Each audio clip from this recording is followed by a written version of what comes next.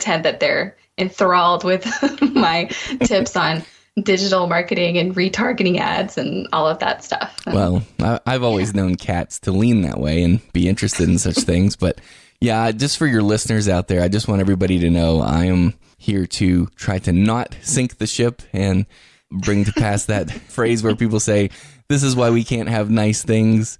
I know Catherine's podcast is a nice thing, and I'm here not to mess it up. So I'll do my best, Catherine. Good. So let's see. So what are we talking about this week? I wanted to kick off this month with talking about copywriting and writing in general, because what I'm noticing with a lot of business owners that I talk to every day is, first off, they don't know what copywriting is.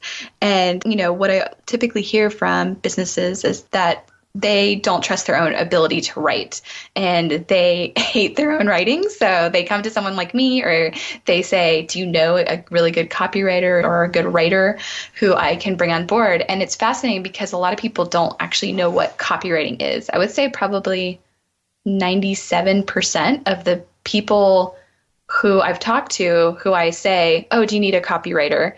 They'll say, I don't know what that is. And they're like, oh, is that where you copyright stuff? Like legally protect my business? And I'm like, no. And this is where you could be condescending, since it's 97%, right? Like you're like, just kidding. I'm condescending as much as possible. Well, I expect nothing less. Yeah, that's what I'm known for.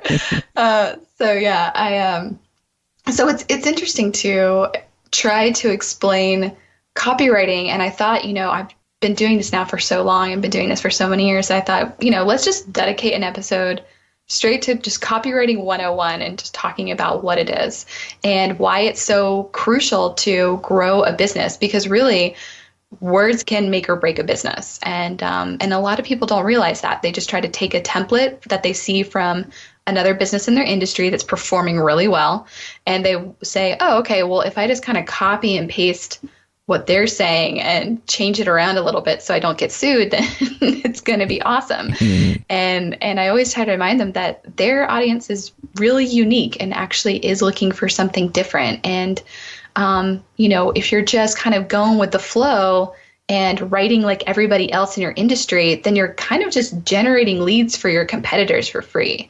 And so I like to tell people about copywriting. I like to knock on people's doors and say, have you heard the good news about copywriting? And then they call the neighborhood watch and be like, there's this lady.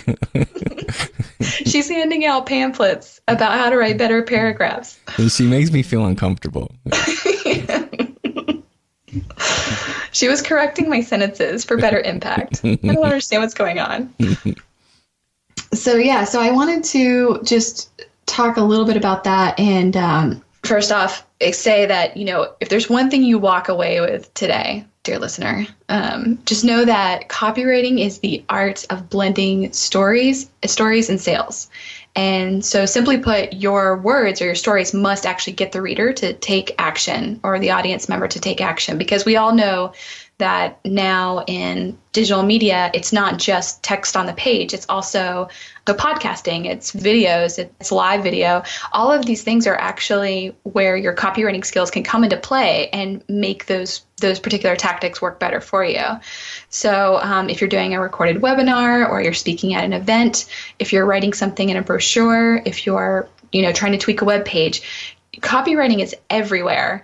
But I believe that good copywriting is the kind that just makes us stop in our tracks and makes us feel something. Yes. And so, Catherine, it's not strictly the written word then, right? You're saying that copywriting goes into all the aspects, all the